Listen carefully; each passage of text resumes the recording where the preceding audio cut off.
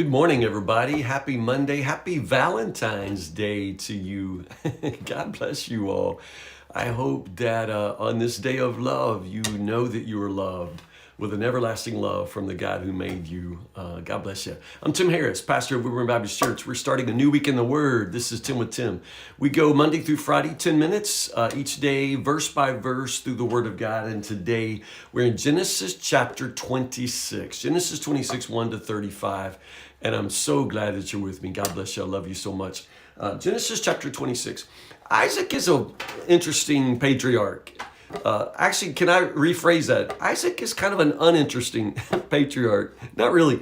But if you notice, we have so much about Abraham, and then we're going to get, Jacob's saga in Genesis is going to be so long and amazing. Isaac's, chapter here, his part of the story is not much. You know what I mean? He's really sort of a transitional figure between Abraham and Jacob. But Isaac himself, there's not a lot of stories. And actually chapter 26 kind of fills out most of it. Now, one of the interesting things about Isaac here is just simply the way that he really never has that moment. You know the way when Isaac passes the blessing on to Jacob, there's this moment, it's recorded, this recorded blessing.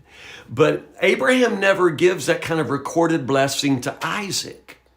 And so here we are with Isaac, and there's this need to establish him, as the one through whom the continuous blessing flows. Do you know what I'm saying? And so chapter 26 does that for Isaac. Chapter 26, without giving you the recorded blessing, just absolutely shows Isaac in the footsteps of his father Abraham. Now, it starts off, a severe famine struck the land. Well, we've been there before, because that's what happened to Abraham and Abram and Sarai, right? And so when the famine struck, in Abram's day, he went to Egypt, which, don't get me started, wasn't probably necessarily God's plan. It wasn't necessarily a good thing, and not a lot of good things came out of it. So this time, God stops Isaac and says, do not go to Egypt. Don't go to Egypt. Now, what that means, of course, is that Isaac is going to have to stay where he is and endure the famine. And that's interesting. All right. So just keep that in your mind. Isaac is going to stay where he is right there in the, the land of Gerar. And he's going to have to endure the famine. So with that, there's this repetition of the blessing to Abraham. And again, like I said, we didn't have that recorded blessing like we're going to get with Jacob. And so here in the space of one chapter, Isaac's going to get two, of these epiphanies, two of these, moments when the blessing to Abraham is repeated and extended to Isaac. So we have that, it is God who is choosing Isaac, and it is God who chooses to bless Isaac for the sake of Abraham. So again, just sort of follow that. But then also, straight out of the gate, Isaac pretends that Rebekah's his sister. It's like, these dudes never learn anything, And it's like the third time in this family's history that somebody's done the same lame, dumb deception. Now, again, it plays up, as I said before, it plays up the real vulnerability of those who are wandering, those who are in the land and not necessarily, have complete claim to the land, and so it sort of plays up that vulnerability. But at the same time, it's like please just stop doing this. Also that repetition of this kind of weakness, I think, only serves to highlight that inherent weakness of this family that God has chosen. I mean, if you just want to say, well, why didn't God choose a perfect family? Why didn't God choose men who go learn something, from their own lives, learn from their own family history? Well, if we're waiting for a perfect family, or even, men who learn something, we're going to be waiting a long time, because imperfect families are the only kinds of families that there are. And people who don't learn are kind of only people God's stuck working with. You know what I'm saying? So all of this isn't to say that they've been chosen because of anything other than their willingness to respond to God and obey him. They're not perfect in this. And Isaac isn't perfect either. And, what a dummy. But here it is. The king's name is Abimelech. Again, that's supposed to make you flash back to Abraham too. All of this establishes continuity. Now, it's not the same Abimelech. That was 60 years ago at least. And so it's not the same Abimelech. Abimelech translated means something like, my father is king, something like that. And so it's probably a throne name of the Philistine king. In other words, it's like Pharaoh in Egypt. Like all the kings are called Pharaoh, but it's not the same Pharaoh. It's not literally the same individual man. And so Abimelech is a throne name like Pharaoh. And so it's not the same Abimelech, but it's the same story. We've been here before. Abimelech doesn't, kidnap Rebekah or try to bring him into his harem or anything like that. Instead, like he's looking out one day and he sees Isaac and Rebekah, kind of, acting like, husband and wife. Again, the Hebrew's kind of funny there. It's a play on Isaac's own name. Again, Isaac means laughter. And so the word here, it's a sexual word, but it's kind of like pleasure, playing, it's a word that means, what it means, caressing, it's a sexual word, but it's also related to Isaac's own name. So it's like, he saw Isaac, Isaacing his wife. This is just kind of funny to me. But anyway, this is what he sees. He says, why did you do this? You put us in danger. You told us it was your sister. Somebody could have, gone after her. We'd all been guilty. So again, it's literally the same story. But again, that deception also leads to the protection. The king then, Abimelech, issues this decree. Everybody stay, miles away from Rebekah. It is not his sister. I repeat, not his sister. After this, we have this extended conflict over the wells. Again, in an arid region, water is a valuable resource. Now, when we say wells, it's not always digging down to find subterranean water.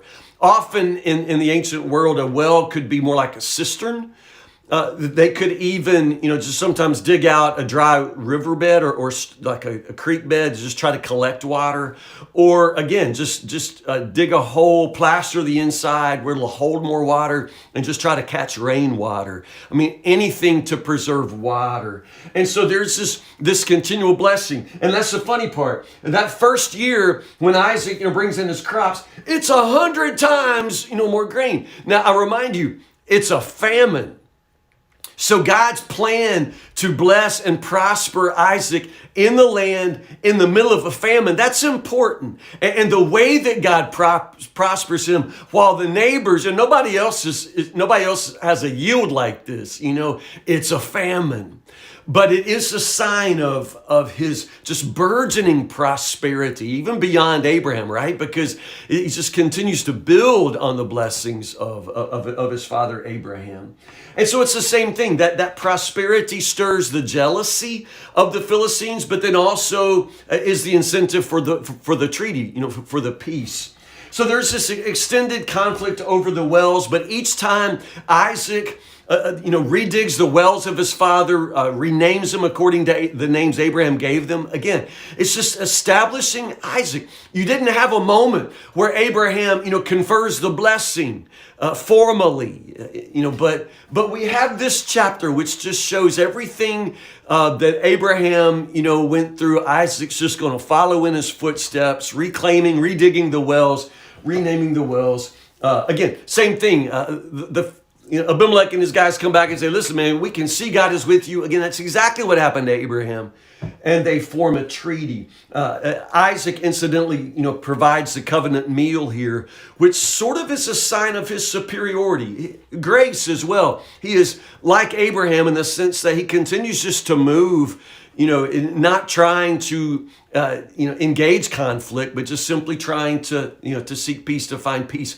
He trusts God to provide for him in the same way that Abraham let Lot just choose what he wanted and he would take whatever. Finally, Isaac is led to a wide place. He worships God, and God reaffirms the promise again. 2 times the promise of Abraham is reaffirmed for Isaac. Now, one last thing as we wrap up. Notice the tail end of this chapter here. At the age of 40, okay, that's the same age as Isaac, right? When he went to find Rebekah. At the age of 40, Esau married 2 Hittite wives. Okay, the alarms are going off now, right? This is the first sign that Esau is going to be rejected, right? This is sort of a rebuke. Because remember how Abraham said, don't let him marry, a Canaanite. Don't let him marry, any of these women. Again, it's not racist. It's the idea of making sure that the wife is going to respect the religion, going to respect the name of the Lord our God, right? But Esau's disregard for that, it just demonstrates that he probably doesn't have regard for the faith of his father. And also understand, this sort of sows the seed of resentment for Rebekah. You know how Rebekah is going to favor Jacob, right? Well, it has to do probably right here with the fact that Esau spurns her kinfolk. We would be sending the boys back to marry from the family to make sure that they share our faith, right? But Esau short circuits all of that. And so for that reason, he sort of makes life miserable for Isaac and Rebekah. Now, I got these, pagan wives in the family. But again, make no mistake, this is part of the incentive for Rebekah to make sure Jacob goes back home to back to her brother Laban and marries a wife from inside the clan. Makes sense? So it sort of sets up everything that follows in chapter 27. We'll pick up right here tomorrow, chapter 27, verses 1 to 29. Have a great Monday, you guys. Again, happy Valentine's Day. I really do hope that this day is filled with the love that overflows from the heart of God for you. You are loved and of infinite worth to him. So make no mistake, you're precious in his eyes today. And I love you too. So listen, have a good Monday. I'll see you in the morning, 10 o'clock for 10 with Tim, chapter 27 tomorrow.